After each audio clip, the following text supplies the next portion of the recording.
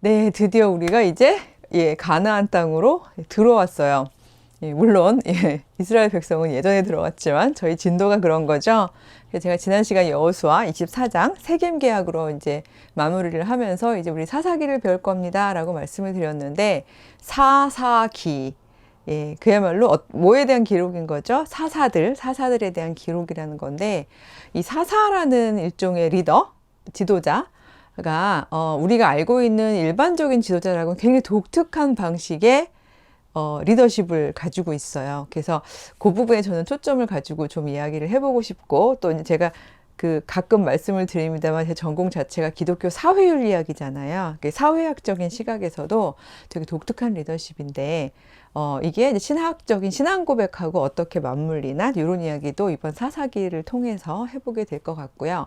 또 여러 인물들 중에서 제가 늘 얘기하는 거지만 여성 그리고 주변인 이렇게 주인공 사사들만이 아니라 그 안에서 숨겨져 있는 또 인물들도 이렇게 발굴해 내면서 글쎄 몇 강을 하게 될지 모르겠지만 이 사사기에선 제가 조금 시간을 좀 많이 할애해 보려고 합니다. 사사라는 말은 이게 중국에 있었던 어떤 그 관리직에 해당하는 걸로 이렇게 이름을 이렇게 중국말로 번역을 하면서 사사라고 되어 있지만, 이게 그 샤프트라는 그 말이 그 영어로 치면은 judge, 판단하다, 그 재판하다 이런 뜻이 있어요. 그러니까 공동체 안에서 재판해 주는 사람인 거죠. 뭔가 판결해 주는 사람. 그래서 사사라고 부르는데, 이 이스라엘의 12지파 사사들에 대한 기록이다, 이렇게 보시면 되겠죠. 그래서 초기 그러니까 이스라엘의 초기 공동체 사람들은요, 이제 가나안에 정착해서 살 때, 지난번에도 말씀드렸습니다만, 완전히 싹 청소하고 이 사람들이 자기들의 영역을 딱 정한 다음에, 그래서 온통 다 이스라엘끼리만 산 게 아니라고 그랬죠. 이렇게 그 가나안인들과 이렇게 함께 공존하면서 또 이렇게 침략해 들어오면 방어전을 하기도 하고, 또 본인들이 또 필요할 때는 또 경계를 넘어가기도 하고, 이러면서 어떻게 말하면 공존하면서 살아갔던 이제 그런 모습이었다고 말씀을 드렸는데, 그러니까 이런 모습 속에서 제가 배울 때 한 200년 정도를 그 군주제 없이, 즉 왕제도 없이, 중앙 집권적인 리더 없이 사사들만의 인도 속에서 살아갔다라고 이야기를 합니다. 기왕에 아주 급진적인 평등 공동체를 원했으면 사사도 없고 여호와만을 왕이라고 생각하면서 살지, 왜 지지난 시간쯤에 고백했나요? 여리고성 다시는 건축하지 말자라고 이야기하면서 여호와만이 우리의 성벽이십니다 라고 이야기를 했었는데요. 우리가 굽히고 들어갈 성문과 같은 존재는 여호와뿐입니다. 이렇게 고백을 하고 살지 사사는 왜 필요하냐, 이렇게 얘기하실 수도 있을 것 같은데, 어느 공동체나 그렇죠. 사람마다 성향이 다르기도 한데, 아무리 평등한 공동체도 특별한 사건들이 터졌을 때, 그리고 굉장히 공동체 위기 상황이 되었을 때는 반응하는 양식들이 다르잖아요. 그럴 때 리더십을 가진 사람이 임시적으로라도 뭔가 문제를 해결하는 일들은 늘 있기 마련이고, 그래서 항상 보면은 하다못해 동네 골목 꼬마 애들이 놀아도 거기에 뭐 아무런 이득이 없음에도 불구하고 리더는 생기죠. 사실 어떤 공동체든지 그런 리더는 생기기 마련인데, 이 사사들이 사사가 등장하는 이걸 사사 제도라고도 하는데, 언젠가 한번 제가 제도 정의 말씀드렸죠. 그 공동체가 합의하고 있는 같이 살기의 방식이다. 그다음 사사 제도라는 건 사사를 두기로 합의함, 그런 의미잖아요. 이 제도는 어떤 방식으로 한 인간의 그 권력 구조를 영구화하는 걸 막았나, 이 부분에 저는 좀 초점을 두려고 합니다. 그 사사기 1장 1절을 보면요, 이렇게 나와 있어요. 여호수아가 죽은 후에 이스라엘 자손이 여호와께 여쭈어 이르되 우리 가운데 누가 먼저 올라가서 가나안 족속과 싸우리까, 이렇게 돼 있어요. 그러니까 사사기 1장 1절부터 스타트가 되게 호전적이죠. 자, 저희가 가나안 족속 어디서부터 어떻게 밀어버릴까요? 막 약간 이런 식으로 돼 있는데, 실제로 그래서 이 사사기를 잘못 오독하는, 전 그건 오독이라고 생각하는데요. 사사기를 오독하는 사람들의 경우에는요, 이거를 여호와의 신앙을 굉장히 호전적으로 생각하고요. 마치 무슨 그 땅 따먹기나 영토 분쟁처럼 그렇게 번역을 해버리고 또 삶에 적용해버리고 하는 경우가 있는데, 저는 적어도 그 부분은 이 전체 성경의 맥락을 놓고 볼 때, 이 시대적인 부분을 분별하는 것도 실패한 거고 오독이라고 생각을 하거든요. 그래서 아마 한 몇 강 들으시다 보면 백소영 교수는 사사기를 저렇게 읽고 있구나 이제 하는 걸 아실 것 같은데, 오늘은 여러 사사들 중에서요 아마 짐작하셨을 것 같은데 여성 사사 드보라 이야기를 한번 해보려고 합니다. 드보라 이야기는요 사사기 4장에 등장을 합니다. 아시다시피 사사들은요 이 통치 방식이 굉장히 특이한데요. 출생에 의해서 어떤 귀한 가문, 귀족이라고 하죠. 귀한 가문 출신이라서 그가 리더십을 갖는 게 아니고요. 그가 사사로서 권위를 갖는 근거는 하나밖에 없어요. 여호와의 영이 그에게 임하는 거예요. 여호와의 영은 보이지 않는데 여호와의 영이 임하는지 안 하는지를 그걸 어떻게 아나요? 어떻게 하면 알 수 있을까요? 여호와의 영을 가진 사람을 보통 카리즈마적인 리더십이라고 이제 이 사사들에 대해서 부르는데, 카리즈마, 농담 안, 칼이수마 뭐 친구들이 가끔 그런 농담도 했습니다만, 카리즈마는 God given talent, 하나님이 주신 재능이란 뜻이거든요. 즉, 그 하나님이 주신 재능이 그 당시에 그 분쟁 상황을 해결하는 데 적절한 거예요. 그럼 사람들이 다 설득당하고 타당하다고 생각하는 거죠.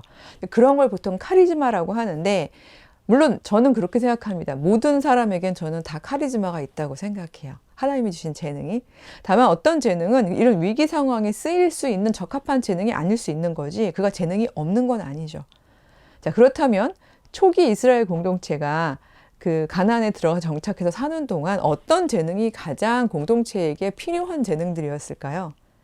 그렇게 생각해 보면 그들을 왜 사사라고 했는지가 이렇게 가역적으로 유추가 가능하다고 생각을 합니다.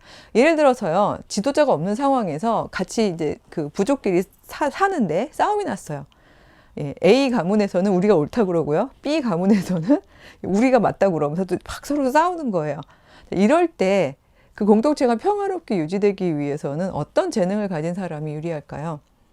당연히 잘 재판해주고 중재해주고 양쪽 다 끄덕끄덕 설득당할 수 있는, 재판할 수 있는 재능을 가진 사람, 즉 논리적이고 굉장히 현명하고 지혜롭고 이런 사람의 재능이 높이 평가가 되겠죠. 그러니까 드보라의 경우는 그랬던 것 같아요. 4장 4절에 보면 이렇게 기록이 되어 있습니다. 그때에, 여기서 그때라는 거 조금 이따 제가 설명을 드릴게요. 랍비돗의 아내 여선지자 드보라가 이스라엘의 사사가 되었는데, 그는 에브라임 산지 라마와 베델 사이 드보라의 종려나무 아래에 거주하였고, 이스라엘 자손은 그에게 나아가 재판을 받더라. 이렇게 되어 있어요. 이스라엘 사람들은 왜 드보라에게 나아가서 재판을 받았을까요? 하나님이 갑자기 구름 가운데 강림하셔서 드보라에게 재판을 받아라 이렇게 하신 게 아닌 거거든요. 유추하건대, 이게 사실은 다 사람의 삶이잖아요. 유추하건대 그 공동체 내에서 분쟁이 있을 때마다 드보라가 얘기해주고 해결하는 게 모두가 다 납득했다면 그 말이 맞는 것 같아. 그럼 사람들 사이에서 입에서 입으로 전해지는 거죠. 드보라는 참 지혜로워. 하나님이 영이 함께하는가 봐. 그에게는 하나님이 영이 함께하면서 재판할 수 있는 놀라운 카리즈마가 있어. 이런 이야기들이 서로 입소문을 타게 되면 서로가 합의를 못 보면 다 누구한테로 달려가는 거죠? 드보라에게 가는 거예요. 저는 가끔 웃으면서 여기 장면에서 상상을 해봅니다만, 아예 나무 아래 앉아 있었대죠. 아마 처음에는 집에 있었을 수도 있어요. 자꾸 문 두드리고 들어오고 하니까 그냥 아예 어디에 앉아 있냐면요, 그 종려나무 이름조차도 드보라의 종려나무예요. 그러니까 그런 거죠. 마을 사람들끼리 야 싸우지 말고 드보라의 종려나무로 가봐. 약간 이렇게 되는 거잖아요. 이러다 보니까 많은 경우에 그 사람들이 계속 찾아오다 보니까 드보라의 삶은 이제 점점 뭐 아침밥하고 점심밥하고 저녁밥하고 이럴 수 있는 상황이 안 되는 거예요. 그래서 어쩔 수 없이 그냥 그 종려나무에 하루 종일 앉아 있는 거죠. 근데 드보라가 종려나무에 계속 하루 종일 앉아 있는 동안, 사실 여기에 보면요, 드보라가 싱글이 아니거든요. 랍비돗의 아내라고 되어 있어요. 그렇다면 랍비돗은 아내가 하루 종일 집에 나가 있는 동안 뭘 하고 있었을까 이런 생각을 전 하게 되는데 글쎄 제가 주부라서 그러는지 이런 상상을 하면서 혼자 제가 못 해본 그렇죠? 제가 평생 못 해본 대리만족일까요? 그런 어떤 그 드보라네 집의 가정 풍경 이런 것들을 가끔 한번 떠올려 보면서 혼자 웃기도 했는데 랍비노스는요 이 성서 전체를 통틀어서 이때 딱 한 번 나와요. 예, 이제 아내 잘 둬서 성경에 이름이 기록된 남자인 셈이죠. 예, 이 드보라고 랍비도시 딩크 뭐 아기를 안 낳은 커플이라고 되어 있지 않는 한은 이 시대는 그쵸 웬만하면 예, 다산을 하던 시절이잖아요. 그러니까 막 제 머릿속에 상상이 되는 거죠. 예, 와이프가 종려나무에 앉아 있는 동안 혹시 랍비도스는 아이들도 키우고 예, 막 집안일도 하고 이러지 않았을까? 예, 이 얘기는요, 결코 제가 앞으로 여자들은 밖에 나가서 일을 하고 남자들은 집에서 뭐 애를 보세요 이런 얘기를 하는 게 아닌 거죠. 이 부부가 제가 아마 거의 이 유튜브 초반에 하나님께서 지어놓으신 질서 얘기하면서 둘이 마주보고 서로를 돕는 그런 어떤 공동체적인 질서를 하나님은 원하신다 이런 얘기를 했었는데 어쩌면 이 랍비독과 드보라의 컨비네이션 서로 돕는 베필로서의 삶은 우리가 전형적으로 생각하고 있는 어떤 성역할 고정관념과는 달랐겠다. 이런 생각이 들고요. 그것은 누군가가 더 억울한 방식으로서의 그 작용이 아니라 서로가 하나님 안에서 서로의 재능을 바라봐 줬기 때문에 그랬겠다라는 생각이 듭니다. 그래서 이 부분에 대해서 제가 미드라시를 한 게 있는데 이거를 제 제자 중에 한 친구 이제 막 그 변호사 시험에 합격해가지고 한창 바쁜 친구인데도 갑자기 그 친구랑 그 친구 남자친구가 떠오르더라고요. 예, 그래서 제가 부탁을 했더니 흔쾌히 영상을 만들어준다 그래서 다음 편엔 아마 드보라의 그 의미 추구에 대한 이야기가 부록으로 들어갈 것 같은데요. 이렇게 저는 이 부부 둘이 서로 도왔기 때문에 드보라가 종려나무에 상주하면서 이 공동체를 위해서 슬기로운 재판을 해주지 않았을까 이런 생각이 듭니다. 근데 재판만 한 게 아니에요. 사사들이 했던 두 번째 중요한 기능은 뭔가 하면요. 이스라엘 사람들은요. 그 이집트에서의 그 아시잖아요. 그 말 탄 군대 막 죽이려고 쫓아오던 그러니까 이런 어떤 군대 조직에 대한 상비 군대 조직에 대한 아주 그 뼛속 깊은 혐오감이 있었어요. 군대 조직이 생기면 결국은 서로 그 군대 중에서 제일 힘센 사람이 결국 왕으로 등극하려는 시도가 인간의 어떤 욕심이죠. 그게 생길 걸 너무 뻔히 알았기 때문에 그 부분을 철저하게 닫기 위해서 이스라엘 사람들의 합의 제도 중에 하나는 우리끼리는 군인 만들지 말자, 군사 만들지 말자 이렇게 하면서 살았거든요. 그러니까 농사 짓고 산 거예요. 근데 평화 시에는 농사를 짓고 사는데 문제는 그런 거 있죠. 왜 곡식이 익을 때쯤 되면은 날강도 같은 외부인들이 침입해가지고 뺏어갈 수 있잖아요. 이런 식으로 침입해 들어오는 사람들하고 싸울 때 그냥 농사만 짓고 살았던 사람들의 경우에는 본인들을 보호할 수가 없잖아요. 그럴 때 만약 정말 필요한 리더십, 그 카리즈마적인 리더십이 있다면 어떤 재능일까요? 당연히 나를 따르라 하고서 싸움을 이끌고 보통 그걸 여호와 전쟁, 야훼 전쟁이라고 부르는데 야훼께서 주신 지혜로운 전략으로 우리는 수도 열세고 농기구 뭐 이런 것 때문에 무기도 없지만 이길 수 있는 그런 그 어떤 지혜로운 싸움으로 인도해가는 리더십 그것도 사사 중에 하나였거든요.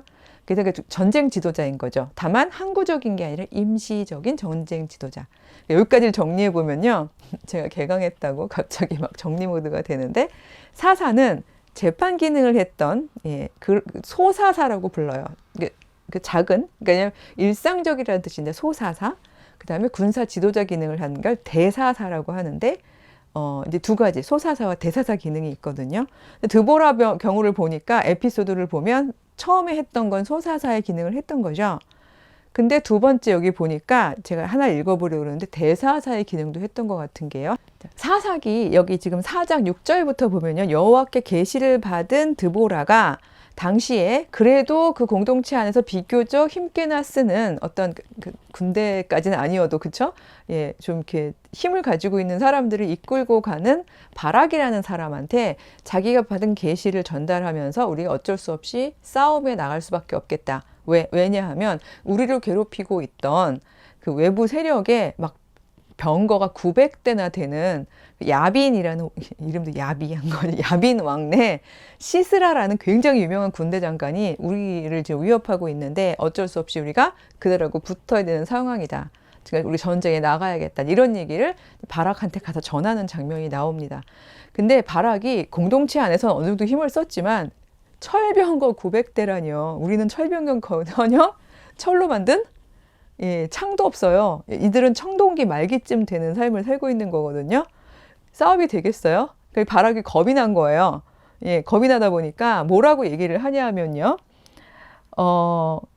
바락이 그에게 이르되, 드보라에게 이른 거예요.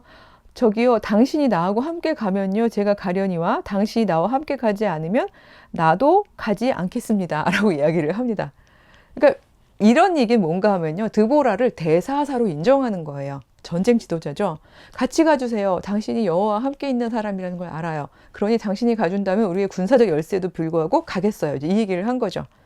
그때 너무 재밌는 건요, 이 드보라가 우리 요즘에 개신교 교회 담론에 따르면 아내는 큰 결정을 할 때 혼자 결정하지 말라고 하죠.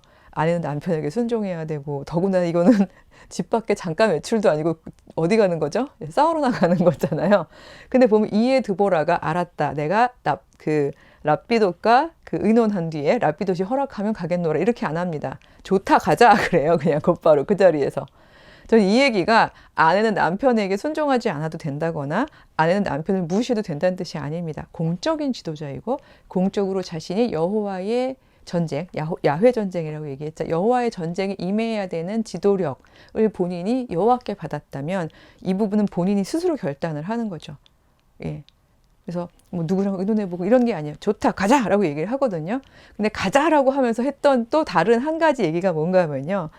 여기가 되게 재밌는데 다음 강하고 연결이 되기 때문에 읽어드리겠습니다. 그러면서 말하기를 내가 반드시 너와 함께 갈 거다. 그러나 이번에 너는 가는 길에서는 영광을 얻지 못하리니 이는 여호와께서 그 시스라를 여인의 손에 파실 것이기 때문이다. 이렇게 얘기를 합니다.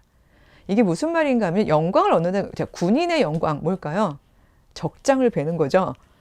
그러니까 사실 바락 입장에서는 두렵기도 하지만요. 한편으로는 굉장히 흥분되어 있었을 것 같아요. 왜냐하면 여호와께서 함께 하시면 여호와 전쟁은 이긴다라는 이들의 신앙적인 이제 확신이 있거든요. 그렇다면 그 유명한 동네에서 온 동네에서 철병거 900대를 끌고 다니는 시스라, 그 엄청난 군대 장군을 만약에 자기가 쳐버리면 졸지에 자기는 유명한 장수가 될 수 있는 거잖아요. 근데 그 영광을 못 얻는다는 거예요. 거기까지도 억울한데 그 뒤에 나오는 말이 이번에는 여인의 손에 파실 거다. 이렇게 되어 있죠. 여인의 손에 붙이셨다.